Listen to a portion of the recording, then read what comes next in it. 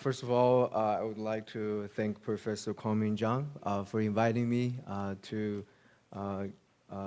this workshop, and it has been a huge honor to meet the colleagues here in Korea and also be able to join this industry academic alliance on insurance, the climate risk management and insurance research.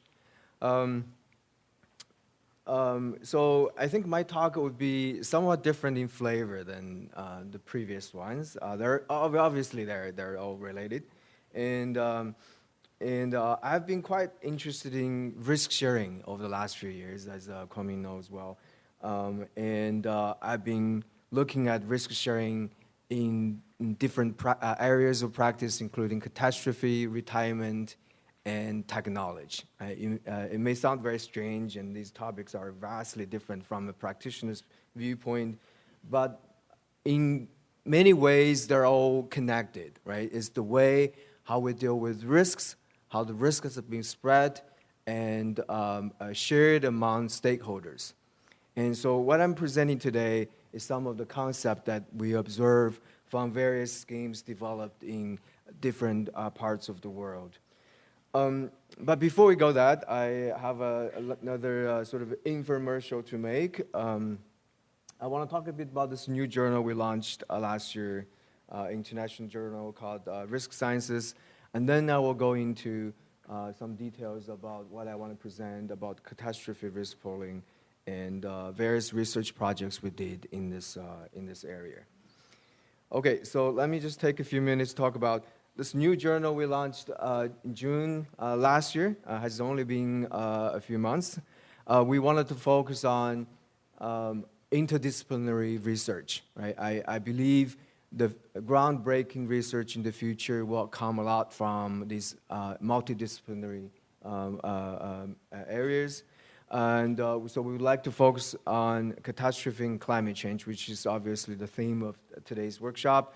And we also wanted to attract papers on disruptive technology like AI, blockchain, and digitalization, cyber risks, and global and societal issues such as pandemics, mental health issues, and geopolitical confrontations and things like that. Obviously, there are a lot of research already going on on the economics of uncertainty and in decision theories. So those are the main targets of this journal. And we've only published 8 papers so far, and as you can see, they came from a wide variety of topics on risks. We want to be able to appeal to scholars in insurance, risk management, and actuarial science, but also to environmental science, policy making, and also organizational issues such as crisis management, and all things related to risks and the uncertainty. And we also publish industry insights as well, although the majority of papers we aim to publish are academic in nature, but we do want to invite thought leaders from around the world to publish their insights. For example, we had two perspectives, opinion pieces from one from Nobel laureate Marion Scholes, who's best known for the option pricing theory, and he wrote a piece on artificial intelligence and uncertainty. And we also did an interview with Evan Greenberg, one of the big names in the on the Wall Street. He's the CEO of Chubb's, which is a major insurer, one of the largest insurer in the U.S. So he wrote about geopolitical risks and the future of financial industry. And currently we're doing a special issue with another journal called AI Open. And we want to look at the AI ethics, risk management, and governance. And this might be of interest to some of people who are looking at applications of AI also in the insurance industry. And obviously, we want this to be an international journal. We had board members from all over the world, the leading universities, and in fact, Professor Kwon-Min Jung is part of our youth committee for this journal, and we hope to grow,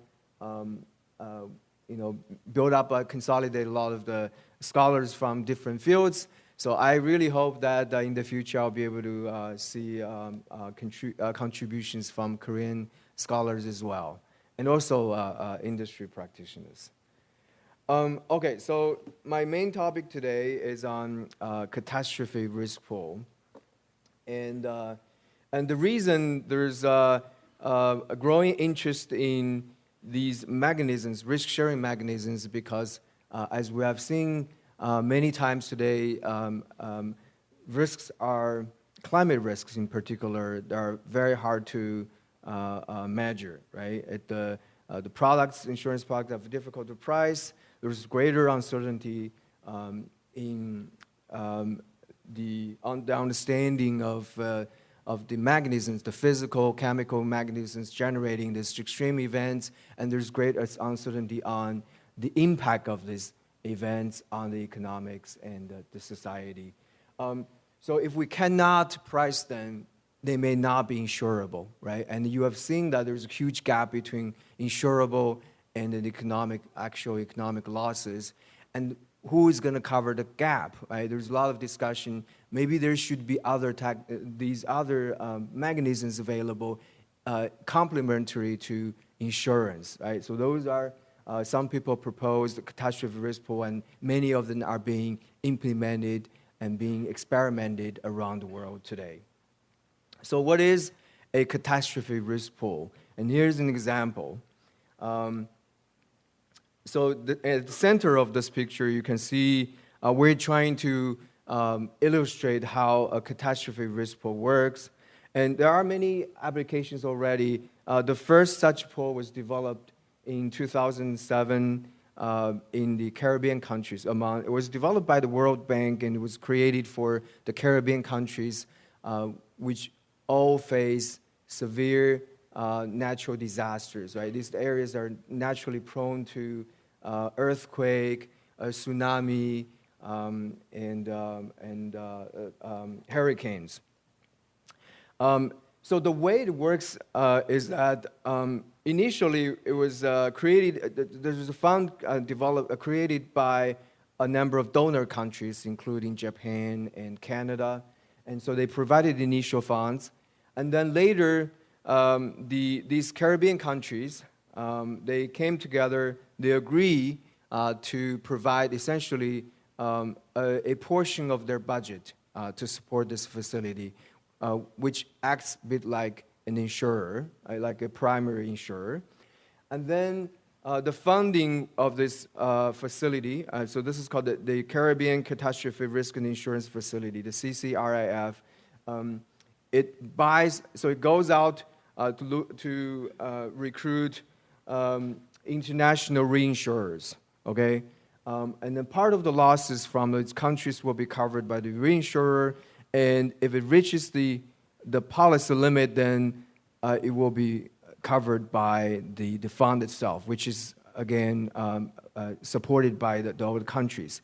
So if I'm going to look at the root of this mechanism, and this is what we're going to show in this chart, is that the risks, right? If you look at each bar here on the left, the left column of this, this is essentially a measure of the risks that the losses can occur. So every country decides how much of the losses can be allocated to the pool, right? And then so based on this historical data, the countries negotiate, they decide on essentially the deductible of a contract, right? So anything below that, for example, if it's once every 2 years event, then it's obviously something a country should take on its own. But if it's a once every 250 years, it's very severe, extreme loss, then it will be the responsibility of the facility. So essentially, the country has decided that the middle section, the chunk of this loss, will be carried by the facility, and the rest of them will be covered by the country's own relief fund and then the national budget, right? And once the risks are pulled together, I gave you an example of 2 countries, right? The middle sections of losses from these 2 countries are pulled together, right? And then they're mixed up, all right? And then within the facility, they would buy reinsurance, right? Buy insurance. So this middle section again, this is the aggregate loss among all countries. they will be covered by international reinsurers like Swiss Re and Munich Re and these other big reinsurers.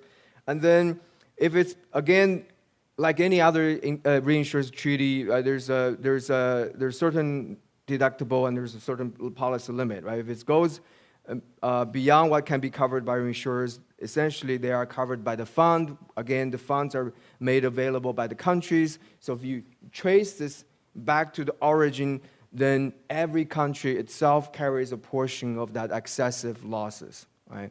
And so this is why it's called a catastrophe risk pooling. The risks are pooled together and reallocated, distributed among the stakeholders, including the national governments and reinsurers and the facility. And this pool has been, this method has been used in many other places like the African countries and in the Southeast Asian countries. And it's used not only for catastrophe, but also for other disasters like nuclear plant disasters. And this is there's something called a Brussels Convention, and they figure out a way for the member states to carry the losses from nuclear disasters in a very similar way to this. Okay, so why do we look at the catastrophe risk pooling? What's the interesting research problem here? I usually use a metaphor for this, and I realized, I think earlier in the afternoon, Professor Dongwin Zhang, he talked about this hydrological process, and this is a bit sort of a based similar to the work he's done, but I'm only using this as a metaphor, right?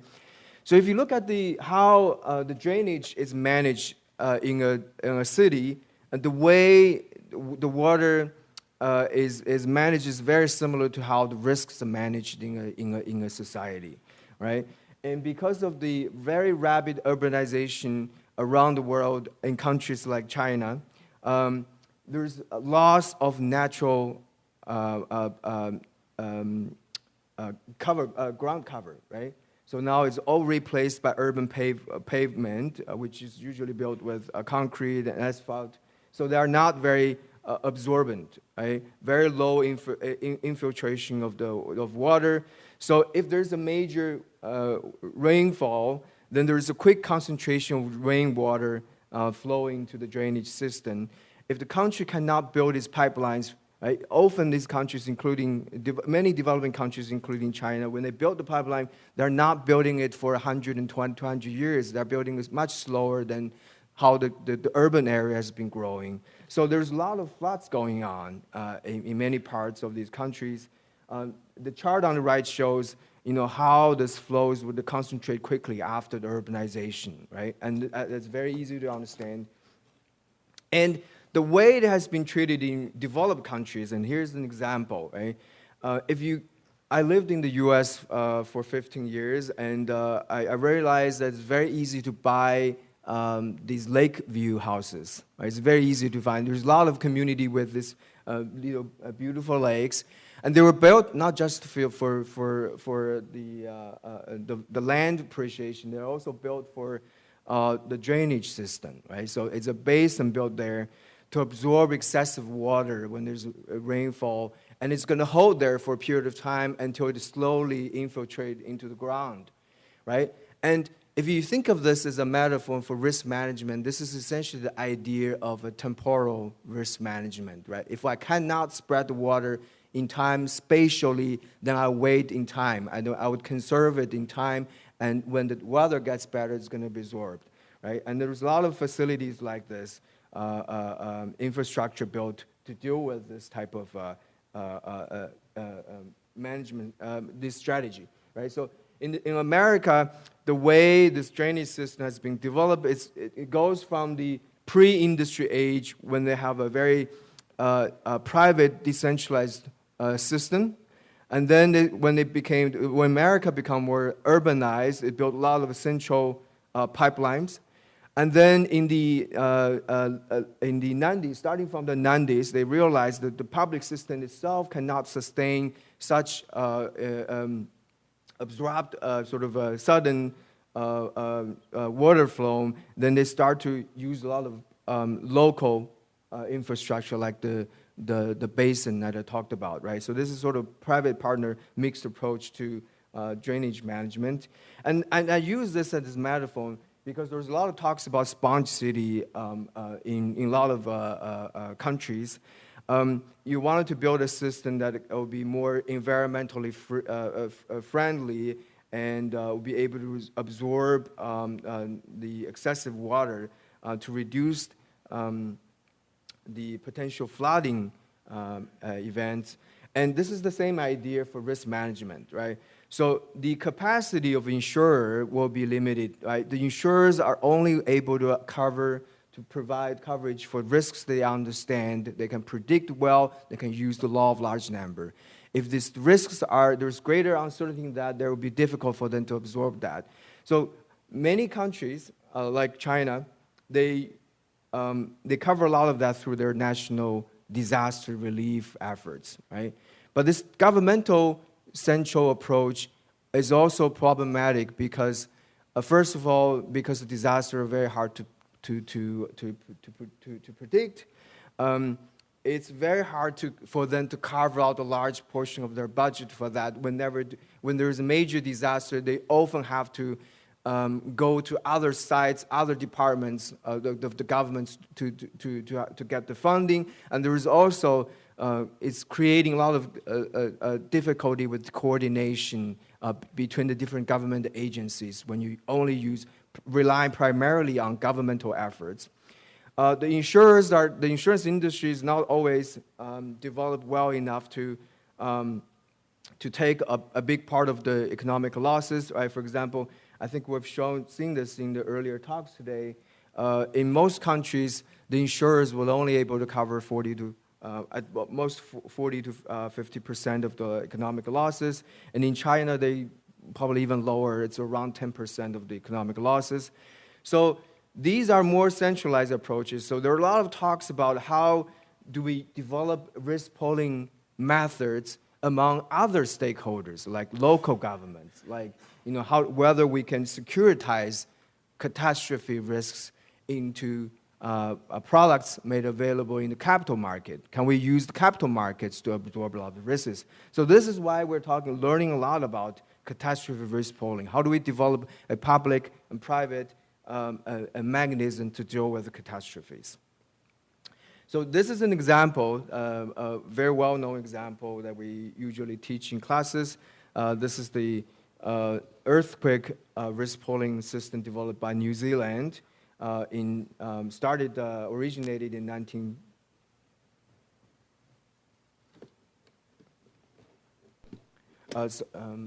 And so the idea was, in the 1940s, they passed this Earthquake and Wall Damage Act, and then they created this National Earthquake Fund. I think it's the National Earthquake Commission, which is essentially a state-owned insurer, primary insurer. So they have a compulsory clause to the homeowners insurance, right? So the homeowners insurance are voluntary, but if you sell that product, then there's the mandatory clause for added addition for the earthquake coverage. So they collect the premiums through these insurers, and then they're going to pay for losses up to a certain level, and then beyond that, it will be covered by the reinsurers. So the second level is covered by through this proportional insurance for reinsurers. I think it's 60-40% divide between the National Earthquake Fund and reinsurer. And then once it reaches a certain level, it will be all covered by national to national reinsurers, right? This is the structure. And if it reaches the policy limit, then it will be covered by the national catastrophe funds. Again, if you look at from a risk management viewpoint, they're using different techniques, right? So when you have a coverage among the policyholder, there's essentially some level of risk diversification spatially among all the houses covered. And then once you get to the reinsurer, this is a risk transfer from the local market, from the New Zealand to international market. This is a spatial diversification as well.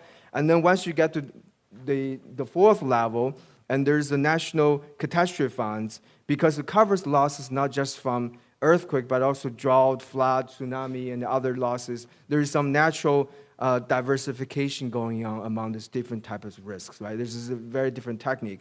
And once this is exhausted, the fund is exhausted, it is written in the law that this will be covered by the general revenue of the government, right? And then that means the risk will be transferred to all the taxpayers, right? As you can see from this system alone, there's many, many stakeholders involved. So there's a lot of research going on how to properly manage this. This will be sort of both profitable to insurers, but also sustainable economically over time among other stakeholders. Okay, and this has the same idea as the CCRF that I showed you earlier.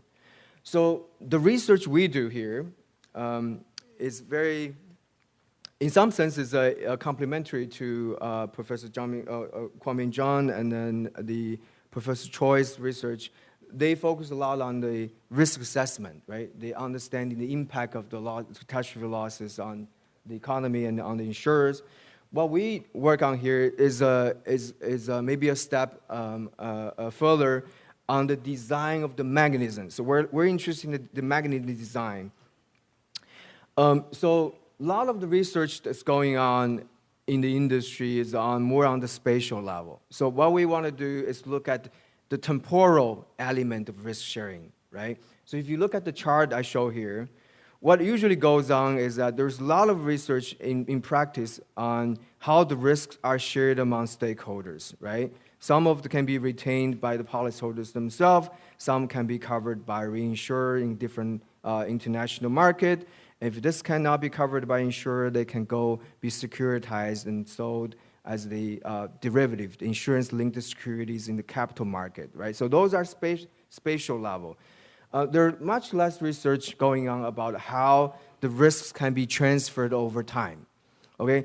Now, of course, naturally, insurers have already developed very methods for reserving, for example, right? Reserving is what we call a backward risk transfer. So you set aside money today, right? And to pay for the losses in the future. So this is using today's money to pay for tomorrow's losses, right? So that's the backward risk transfer. There's also other types of transfers developed in other regions, like in the Middle East, right? When the insurance was, obviously insurance was mostly, the mechanism itself was mostly generated in the Western market. When it was brought in the Middle East countries, there was huge debate in the society about whether this is compliant with Sharia law, right? For example, the elements like interest, right? Interest is not allowed in Islamic finance, right? And then, and the insurance is in many ways viewed as gamble because they often have the old saying, you can sell a fish in the market, but you cannot sell a fish in the river, right? Because you may not be able to catch it. So the insurance, in their view, is that kind of a very gray area. So of course, the practitioners in the Middle East market is also very smart. They came up their own way of insurance-like mechanism called takaful, right? It's, which can be loosely translated as Islamic insurance. They use something, what we would call a forward risk transfer, right? So I usually use the metaphor for garbage, right? When you have to deal with garbage, there are basically two ways. You can either dig a huge hole, right? You can dump the garbage there, that's one way. And if you cannot dig a hole, then the other way is build a mountain, right? Just throw it there, build a mountain. If actually this is real. In Tianjin, the city of Tianjin, which is northeastern city in China, they had so much garbage, they built a mountain and then put so much, then they added a lot of the dirt on it, and then they built an amusement park on top of it, right? That's another way to deal with garbage. So the same idea with risks. If you put on a lot of reserve, you're essentially digging a hole for the future risks, right? You you're using reserve to cover the losses. That's the old traditional insurance approach. The other mechanism that the takaful industry developed is to use what they call the loan mechanisms, right? If I cannot cover today's losses, then I take a loan, right, from a charity group. And then I will repay the loan later. Okay, so this is essentially the opposite way. So we're using tomorrow. Remember, the loan has to be paid later with the premiums collected in the next period. So you're essentially using tomorrow's money to pay for today's losses. Right? This is exactly the opposite way. And the reason I mentioned this is that if you, for catastrophe risks, right, because it's very different from regular property and casualty risks. The mechanism we have developed in the insurance industry today worked well for shorter-term risks, but not so well for the long-term risks. Right? That's why when there's a major disaster, many insurance companies are in a very deep financial condition, very difficult financial condition. In fact, I think it was Hurricane Andrew when it came, it wiped out 13 insurance companies in the U.S. So there needs to be better mechanisms. So for example, in China, when they had this catastrophe risk pool, the catastrophe insurance mechanisms, they have a first layer of primary insurance, and then it goes beyond a certain level covered by reinsurer. And then the government also requires the insurers to take 15% of the premium, use that as a special reserve fund, and can only be used when the reinsurer capacity is exhausted. But there's no real scientific, well, I mean, from an academic viewpoint, there's, it's very hard to explain whether or not this 15% of premium is going to be sufficient, right? And so I've been doing research with China Re, whether some of the concept developing the life insurance, right? The life insurance, life insurers, they're known for their reserve system, the solvency system, for longer-term risk, like longevity risks. So whether some of the ideas can be borrowed and implemented for catastrophe risk, which is long-term in nature. So that would require some level of reserve, so some level of backward risk sharing, and then on top of that, you may be able to, in the very extreme events, you may have to borrow from other agencies that can provide the funding. So the combination of what we call the backward and forward risk management. In the last 2 minutes, we have also done research on this international risk pooling mechanism. So who should be pulled together? So far, what we observe in practice is that all these countries that in proximity, right, like Caribbean countries, African countries, they're pulled together. But there's interesting observation about who should join these mechanisms, right? So this mechanism was created in 2007, as I mentioned earlier. But later on, in 2015, the British Virgin Islands, Nicaragua, and Panama joined. And so we wanted to look at whether it's actually beneficial for them to join, right? For example, they would not welcome this giant neighbor. The United States they may probably not want to necessarily welcome them because they have different risk profiles, right? So in this research we did with my PhD students, Song Yang came here, who's sitting at the back. We're looking at whether it's beneficial for these Central American countries join this to this facility, right? So we looked at different mechanisms, right? Whether they can, we look at different consensus mechanisms, right? Whether in a strong consensus mechanism, everybody has to be better off, right? It will make sense. We'll look at the profile. If they look at using different risk measures, whether they're better off having a new member join in, right? Or else we can have a different mechanism for international negotiation. Maybe it's something like what we call the weak consensus, is that you cannot vote to have someone join in, but you can leave after this match, just like Brexit, right? So you can leave the union. So we look at different type of mechanisms and see how they behave under different types of pricing mechanism, and what's the impact of these international membership on the insurers. And then the next project we're looking at is whether it would make sense to create an international union, right? But there's already an international climate club, right? That's going on. But they're negotiating a lot on, whether how to fund the mitigation efforts, right? So there's a lot of it. So I've listed a bunch of principles that's underlying these different protocols and agreements developed for climate change. But those are largely for mitigation efforts. As we talked about earlier, there's pretty much a consensus that we're not going to meet the targets, right, even for the Paris Agreement.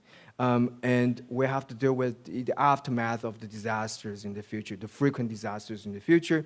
And then there's a lot of academic